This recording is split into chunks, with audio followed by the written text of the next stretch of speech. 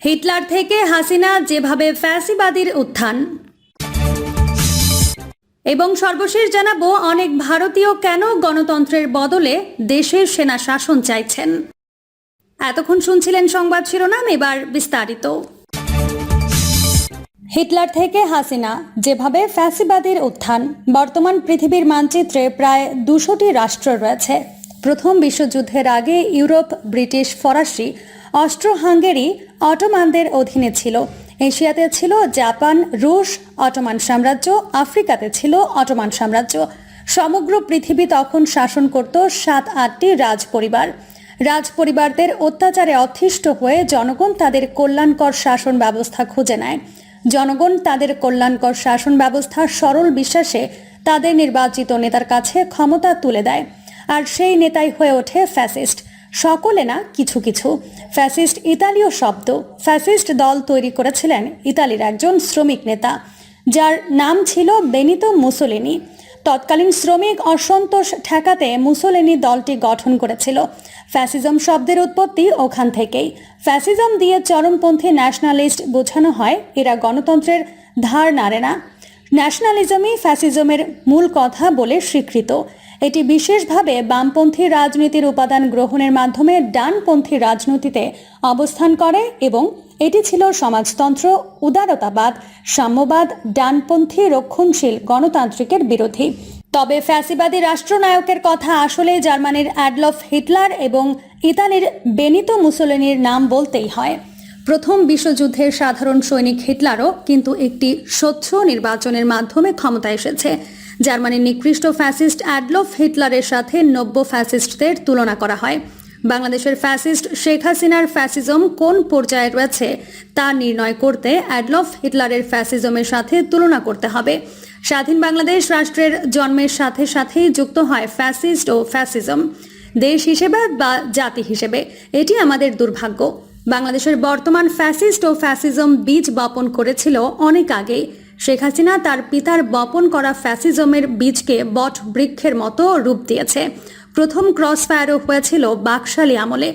Engineer Siraj শিকদারকে cross fire দিয়ে বলা হয়েছিল, কোথায় সিরাজ শিকদার? তখন বিএনপি ছিল না, জাতীয় পার্টি ছিল না, জামাত শিবির ছিল না, প্রতিপক্ষ ছিল জাসদ। সেই জাসদের প্রায় 40,000 নেতাকর্মী হত্যা করা হয়েছিল।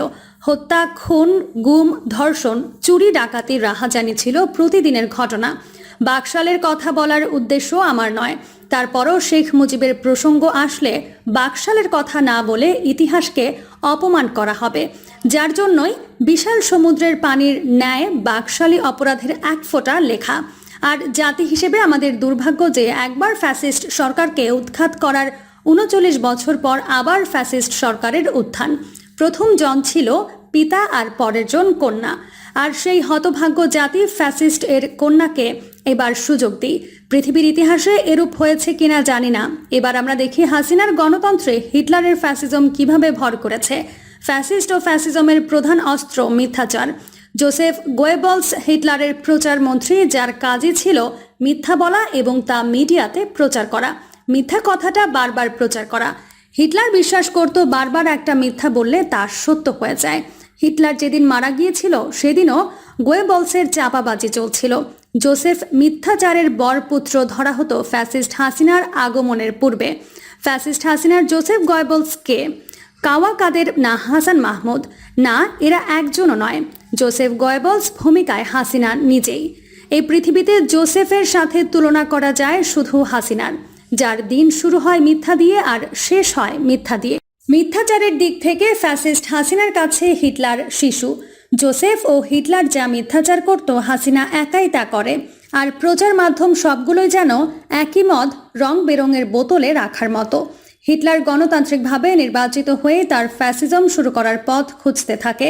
অবশেষে সে একটি পথ বের করে। পোল্যান্ড আক্রমণ করার প্রেক্ষাপট তৈরি করে হিটলার নিজেই।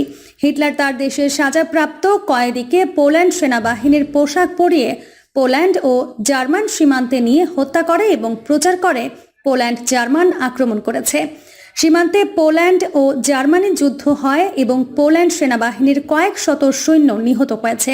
পরের দিনই পোল্যান্ড আক্রমণ করে বসে এবং দখল করে নেয় হিটলার। ফ্যাসিস্ট হাসিনা হিটলারের এই অপকৌশল গ্রহণ করেছে।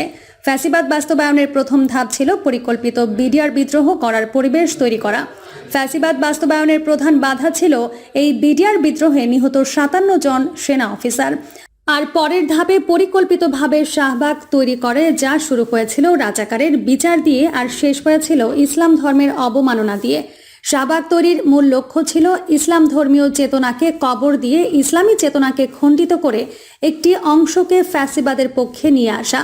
একই ধারাবাহিকতায় দ্বিতীয় ধাপে ব্লগারদের দিয়ে মাঠে নামতে বাধ্য করা হয় হেফাজত ইসলামকে। নিজের অজান্তেই লক্ষ লক্ষ মুসলমান এই ফাঁদে পা দেয়। 5 মের হেফাজত হত্যাযজ্ঞ দিয়ে ফ্যাসিবাদ বাস্তবায়নের ইঙ্গিত প্রদান করে। পরের ধাপ বাস্তবায়ন করে 2014 সালে প্রতিপক্ষের আন্দোলনকে বিতর্কিত করার লক্ষ্যে বাসে আগুন ধরিয়ে জ্বালাও পোড়াও করিয়ে প্রতিপক্ষের ওপর দোষ চাপিয়ে এবং মিথ্যা মামলা দিয়ে ঘায়েল করে। ফ্যাসিবাদের পরিপূর্ণ রূপ প্রকাশ পায় বিএনপির কেন্দ্রীয় কার্যালয়ে ফ্যাসিস্ট সরকারের হামলা ও সকল কেন্দ্রীয় নেতাদের বিনা কারণে অ্যারেস্ট করার মধ্য দিয়ে, সেই সাথে মন্দির মূর্তি ভেঙে প্রতিপক্ষের ওপর দোষ চাপানো ইত্যাদি। 2014 সালে 154 জন এমপি বিনা ভোটে এবং অবশিষ্ট ভোট ডাকাতি করে সরকার গঠন করে ফ্যাসিস্ট হাসিনা ফ্যাসিবাদের রাষ্ট্রীয় রূপ দেয়। হিটলারের প্রতি তার জেনারেলদের আনুগত্য ছিল প্রবল। এদের মধ্যে ফিল্ড মার্শাল রোমেল ছিল অন্যতম, যার মধ্যে জার্মান জাতীয়তাবাদ ছিল তীব্র। আফ্রিকা বিজয়ের নায়ক ছিল সে তার এক বন্ধুকে চিঠি লিখেছিল, তার মধ্যে আমাদের প্রিয় ফুয়েরার কি পাগলামো শুরু করেছে, এই বাক্য ছিল। চিঠিটি হিটলারের কাছে পৌঁছে যায়। শুধুমাত্র এই বাক্য লেখার জন্য প্রচণ্ড ক্ষেপে যান এবং দূত মারফত চিঠি পাঠান। চিঠিটা যখন রোমেলের হাতে পৌঁছে তখন রোমেল সবেমাত্র ঘুম থেকে উঠেছে। তার প্রিয় ফুয়েরারের চিঠি খুবই আগ্রহ সহকারে খোলে। তাতে লেখা, প্রিয় রোমেল, তোমার জন্য আমার উপহার, তুমি পান করো। চিঠির দূত তাকে একটি ছোট বোতল দেয়। ফিল্ড মার্শাল রোমেল তার স্বেচ্ছায় পান করে এবং মৃত্যুর কোলে ঢলে পড়ে। ফ্যাসিস্ট হাসিনার প্রতি তার জেনারেলদেরও আনুগত্য থাকলেও ফিল্ড মার্শাল রোমেলের মতো একটিও নেই। আনুগত্যের নমুনা অন্যদের জীবন নাশে প্রয়োগ করেছে, নিজেদের বেলায় নয়। এরা বাংলাদেশকে পৃথিবী মনে করেছে। ফলে 5 মের হেফাজত হত্যাযজ্ঞ এদের কাছে আফ্রিকা বিজয়ের মতো।